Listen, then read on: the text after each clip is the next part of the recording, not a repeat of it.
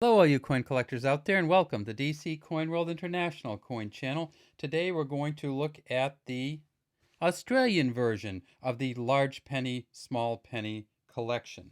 And this is video number 3, and the rules are the same, and that is they have to have a large penny and a small penny in the collection. It can also be a pence or a cent, or we actually threw in an Irish pigeon coin, which is the Irish for penny, or the Gaelic for penny. So, and I have to have them in my collection. And here we go. This is the Australian version, and this is, of course, George VI facing the left here, and Queen Elizabeth facing to the right. Let's start with the George VI coin. This is a 1944 Australian penny. These were made from 1938 until 1948. They kept making the penny after that, but this is the last year that they had the Emperor of India on the Australian pennies. So as it goes around, it says George VI, DGBR, or by the grace of God. BR is Britons in this Omn. So King of all Britons, King of all Britons, Rex Omn BR.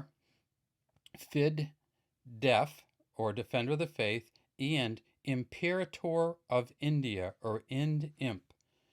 We see that we have this kind of toothed edge around it, and it's a smooth edge coin.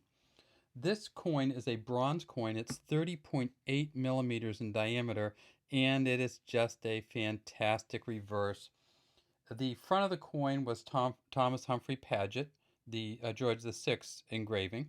And the back of the coin is George Kruger Gray, who many of you know from the Canadian Maple Leafs and some of the other engravings that he did on coins. One of the things you first looked at when you saw the size of this was, hey, isn't this the same size as some of those other large pennies we saw? Let's take a look at that Irish one. Well, here's the Irish one pinion, same exact size, 30.8 millimeters and 9.45 grams. Same size, same weight. We have the Queen Victoria 1900 coin, 9.45 grams also. Same size, same weight. And are you sensing a pattern there? Well, the large cents were all made, essentially, many of them were engraved by British engravers. And they were all made on that pattern, the kind of Commonwealth or United Kingdom, we call it now, pattern. This one here is the Australia. It's a 1944. We see the Federation star here, and right down, let's see if we can see it right above the tail, we can see the KG for George Kruger Gray. See that right there, the KG? That's for George Kruger Gray, the engraver. And then after the penny on the bottom, we can see something else, and that is a dot there. That's the mint mark for this year, and that dot means it came from Perth, the Perth Mint.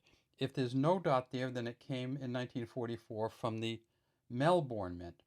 27.8 million of these were made in Perth, so this is the least rare, and 2.1 million were made in Melbourne.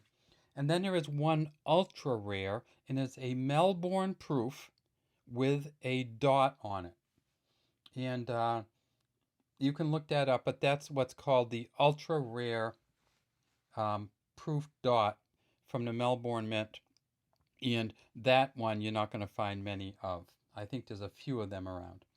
Now, when they went to change the coins in Australia for decimalization, they went to I should say there's 240 of these to an Australian pound.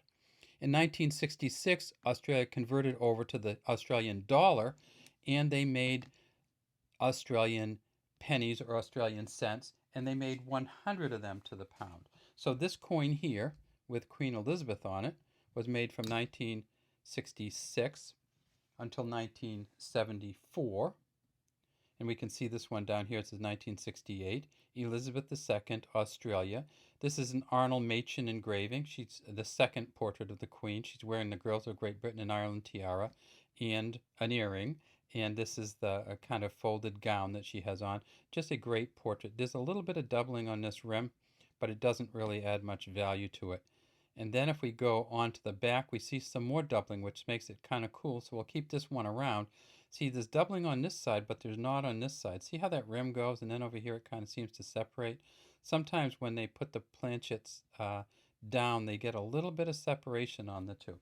Now, I don't want to ignore the back of that coin, though, because we see that 19.9 million of these were made at the Melbourne Mint in 1968. And on the reverse, they have the Stuart Devlin feather-tailed glider, or sometimes called the pygmy gliding possum, but the Australians tell me they've never called it the pygmy gliding possum, at least the ones that write in my comment section. So this is it here. This is not one of the ones that has the different versions. That's the 1966 version. The 1968 version was only made at the Melbourne Mint, so you can't count the claws or the whiskers to see which mint it was made at. Now, in 67 and 68, they only made them at Melbourne, but almost every other year they made them at Canberra. And the Canberra Mint and the Melbourne Mint produced them in 66. And the Perth Mint. So there was 3 mints in 66, but in 68 there was only one.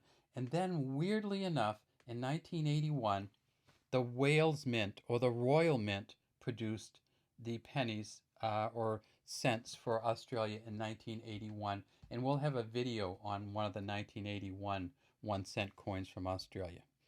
All right, so you see the one here. You see how the tail swings all the way around, the whiskers coming out, the kind of lines here. And if we go way, way up, we can kind of see, you can see the eyes, the ears, and the how they kind of, oh, there it is right there. Can you see it? I should point it out to you. But right there, see that? That little star cross right there. And that's something that you'll find on these coins. It's kind of cool sometimes. All right, that's all we have today from the DC Coin World International coin channel. Let's get that kangaroo back and put them right up there.